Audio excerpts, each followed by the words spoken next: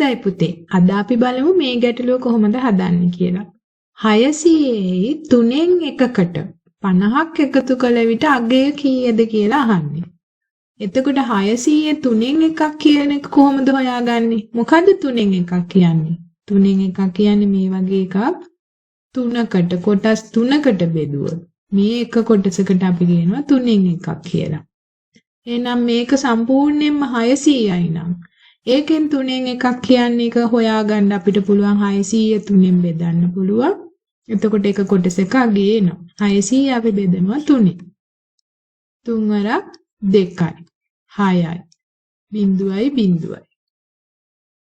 එතකොට එක කොටසක් කියන්නේ 200යි.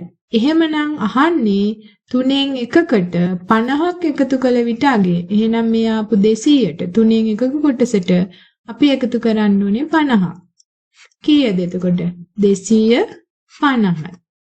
හොඳයි. ඔන්න ඔහොම තමයි මේ ගැටලුව විසඳගන්නේ.